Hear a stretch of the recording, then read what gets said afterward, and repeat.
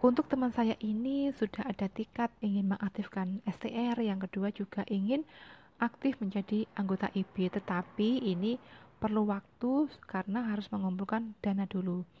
Nah, ini sudah suatu langkah yang tepat. Yang pertama, mematuhi aturan yang ada ya. Mungkin aturan ini tidak ada peraturan tertulis ya, tetapi kita tahu bahwa lingkungan di luar sana banyak sekali kompetisi, banyak sekali pesaing, banyak sekali tenaga bidan yang juga sama-sama menjalankan usaha ini. Kembali lagi bahwa untuk menjalankan usaha Mam NP Spa ini banyak cara untuk ke sana, banyak cara perizinannya. Ada yang perizinannya berbentuk usahanya berbentuk PT, CV, kemudian ada juga yang teman saya yang menyampaikan bahwa sebaiknya kita mengurus SIPB Yankes. Nah, waktu itu saya tanya apa itu SIPB Yankes?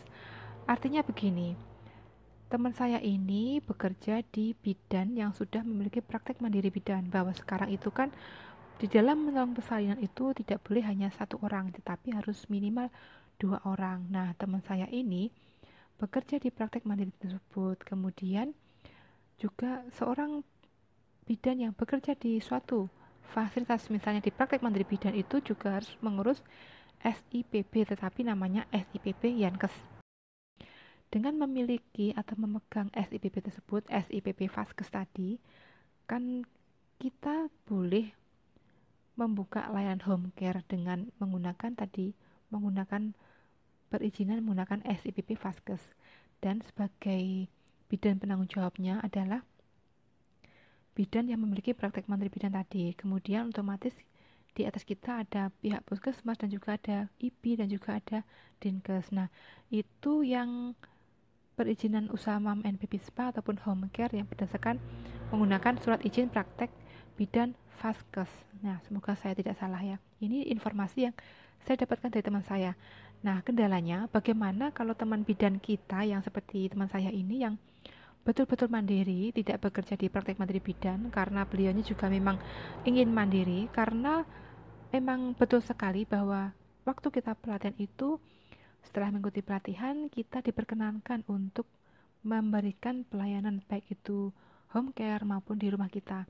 Asalkan pelayanan ini itu pelayanan upaya promotif preventif, misalnya pijat bayi sehat, pijat terapi pada bayi, kemudian perawatan bayi baru lahir, kemudian pijat laktasi pada ibu nifas. Nah, itu saja. Jadi untuk tindakan invasif seperti injeksi, suntik KB, menjual pil KB, ataupun pemeriksaan asam urat itu tidak diperkenankan, atau kita jangan melakukan itu karena itu juga sudah bukan kewenangan kita kalau kita tidak memiliki SIPB.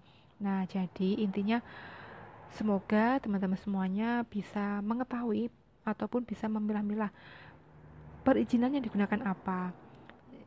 Kemudian yang utama adalah tadi supaya kita menghindari adanya hal-hal yang tidak diinginkan tadi, atau adanya apa ya, mungkin kita dianggap salah oleh bidan senior yang di tempat kita menjalankan usaha, maka alangkah baiknya kita ulan-ulan dulu, kita mohon izin ke bidan desa tempat kita menjalankan usaha, ke puskesmas, warga kanan kiri, ke kelurahan, dan jika kita belum jadi anggota IPI, kita ikut saja anggota IPI, tetapi kita juga perlu waktu.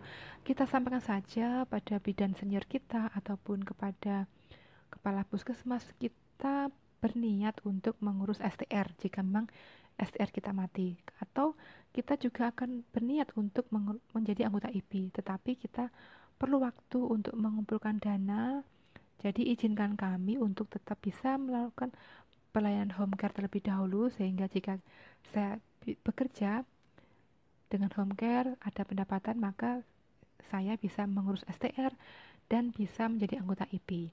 Nah, itu adalah jawaban saya. Karena syukur alhamdulillah saya juga sangat senang sekali banyak teman-teman yang curhat ataupun sharing di Instagram saya ya teman-teman ya, di DM. Dan insya Allah ataupun ada beberapa yang memiliki keluhan yang sama tentang perizinan. Ada juga yang sampai diblokir oleh bidan seniornya karena mengetahui teman saya ini yang beda tempat ya, tempatnya di luar Pulau Jawa itu karena mengetahui mendirikan usaha spa bayi dan juga home care. Jadi tetapi ini memang mungkin terjadi ya teman-teman ya. Yang penting kita mengingat kembali tentang etika dalam berwirausaha ataupun etika dalam berbisnis.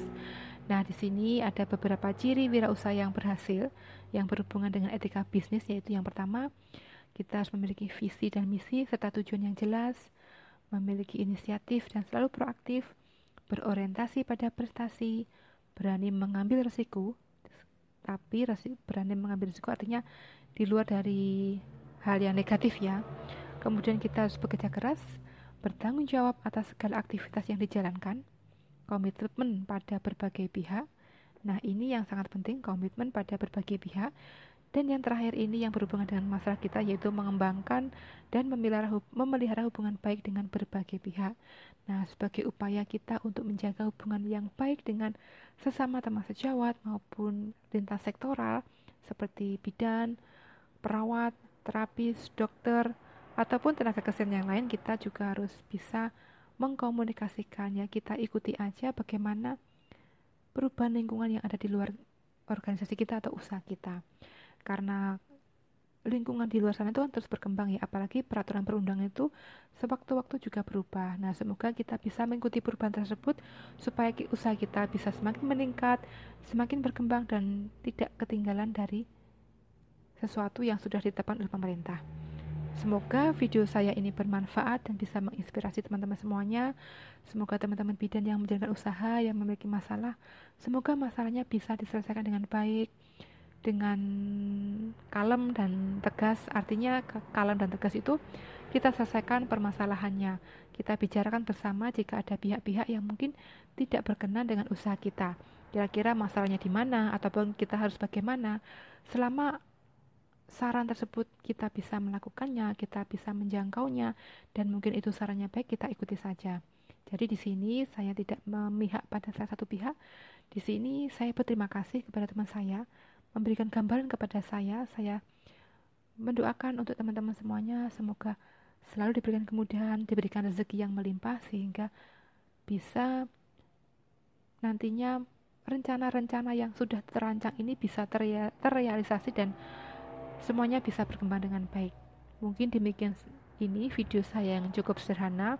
Mohon maaf yang mungkin jika ada kekurangannya, dan mohon silahkan untuk menambahkan pada kolom komentar jika ada sesuatu yang mungkin bisa ditambahkan ataupun saran ataupun kritik. Sekian, terima kasih. Wassalamualaikum warahmatullahi wabarakatuh.